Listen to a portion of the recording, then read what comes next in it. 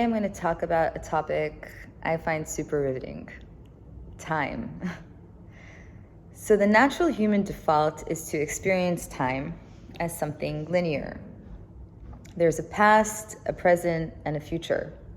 And most people are either ruminating on the past, anxious about what was, what could have been, what they may have lost, or obsessed about the future, hyper-focused on what they want and why that hasn't come yet.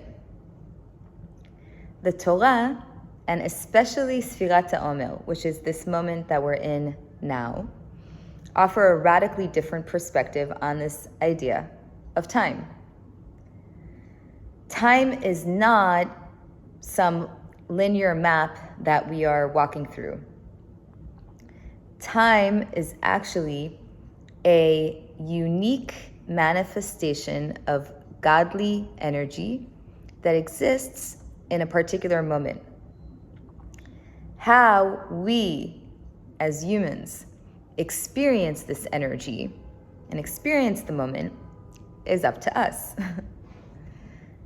To work with time means to be present, to bring our awareness to the moment, to acknowledge it, and to even literally name it into existence.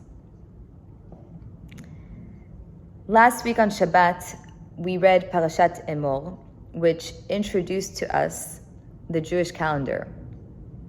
The Parashat talks about Shabbat, Pesach, Shavuot, Sukkot, and Sfirat Omer. And what we call holidays, the Torah in Emor calls Moadim. Moadim for many, Moed for one. The first time this concept of Moadim is introduced in the Torah is actually in Sefer Breshit, in the Genesis, in the creation story, so all the way in the beginning. It's the fourth day of creation, and the Torah says, ויאמר אלוקים, ויהי מאורות, ברקיע השמיים, להבדיל בין יום ובין לילה,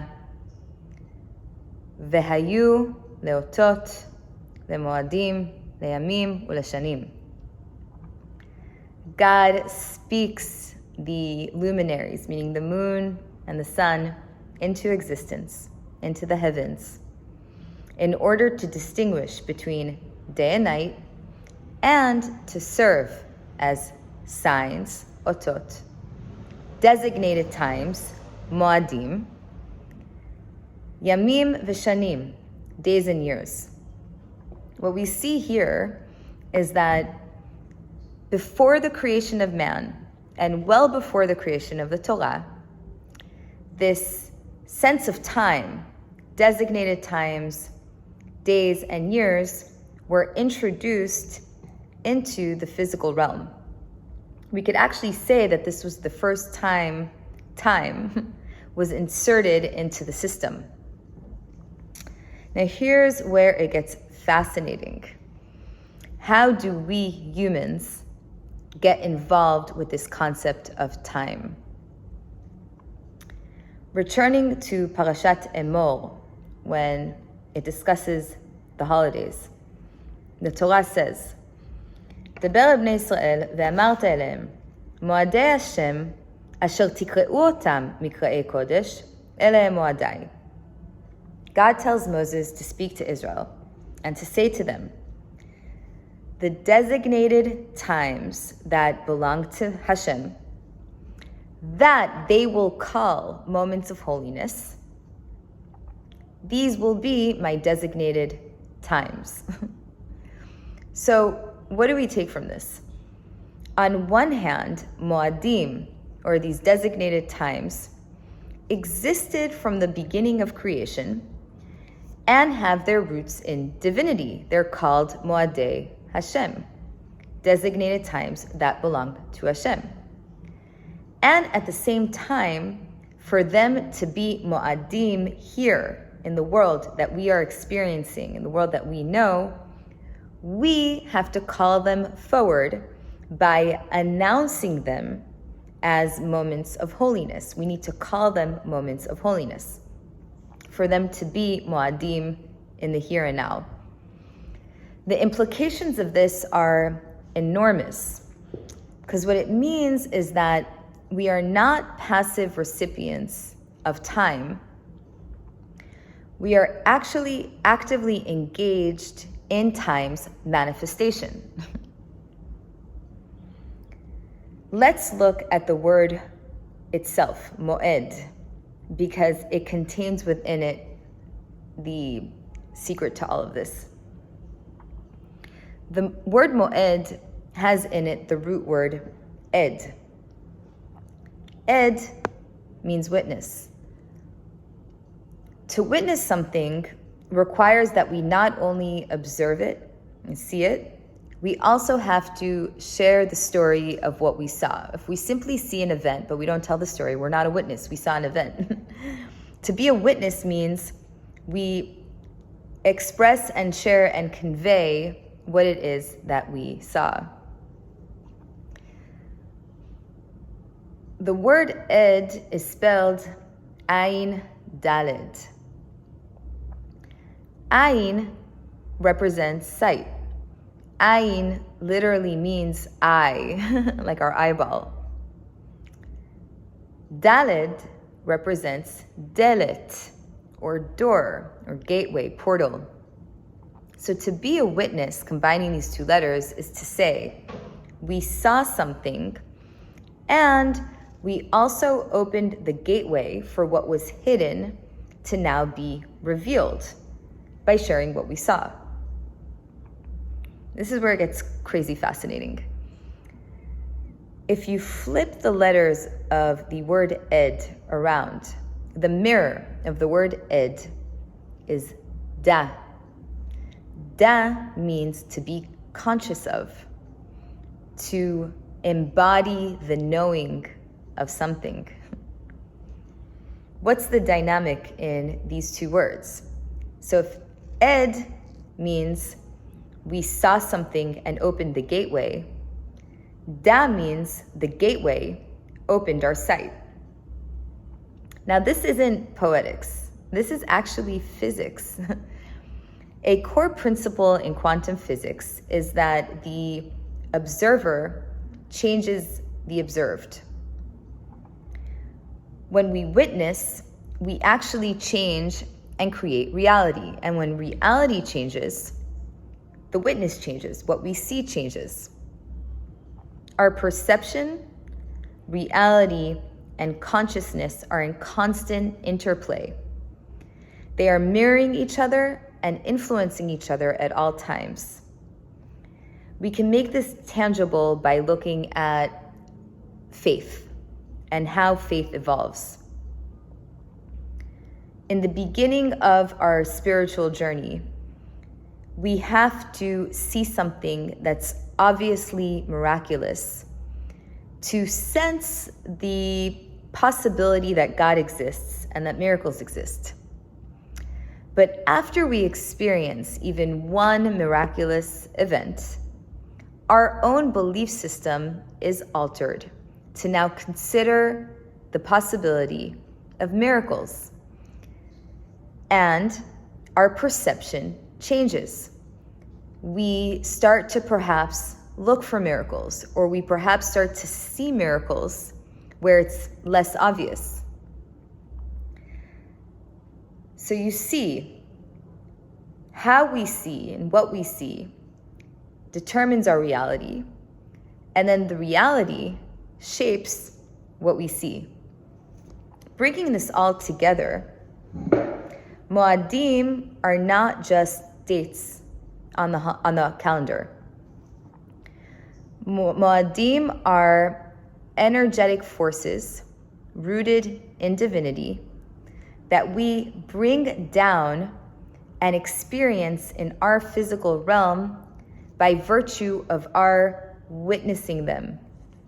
When we witness them, we align with them, and then we ourselves transform. We experienced this quite vividly on Shabbat. So Shabbat, the Sabbath, existed from the beginning of creation. At the same time, for us to enter Shabbat, we need to designate the day. When we light candles, when we say the Kiddush, we are effectively pulling down the force that is Shabbat into our consciousness here. And by virtue of doing this, we've aligned with Shabbat and have transformed ourselves. What does this mean for us practically? It means that time is not our master. We are actually co-creating time with God. Moments are not just passing us by. Every single moment is a revelation of God for us to activate by virtue of how we choose to experience the moment. So the way we think about the moment, the way we speak about the moment, is literally shaping its existence and also shaping ourselves.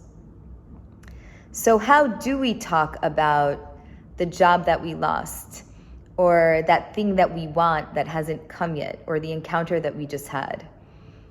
Are we in regret? Are we in waiting? You see, waiting is not a function of time.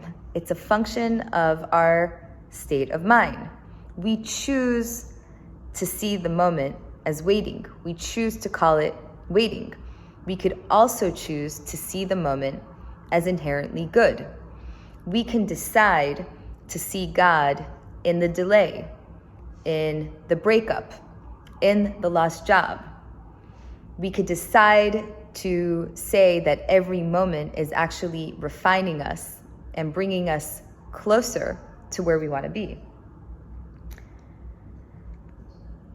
All of these ideas are really encapsulated in Sfirat Omer, which is the Moed that we're in right now. Sfirat Omer is the counting of 49 days from the second day of Passover until Shavuot, which is the holiday that marks the receiving of the Torah and the full revelation of God at Har Sinai. We celebrate the Omer by literally counting every single day out loud. We say, today is day 1 of the Omer, today is day 2, today is day 3, and so on and so forth until we get to day 49. Now, without deeper analysis or investigation, this could look like a countdown. We left Egypt, and now we're effectively waiting to receive the Torah, this like moment of high anticipation. We want this thing that we don't have yet. But if we really look at what's happening, we see that every single day in the Omer contains its own unique cosmic divine energy for us to work with and refine our consciousness so that when Shavuot comes, we can experience the enormity of that revelation in full. The Omer shows us that every single moment is an opportunity. Every single moment is important. So this is the invitation in time. It's not to talk about time. It's to literally talk time into being. It's to acknowledge and speak about the significance in every single moment.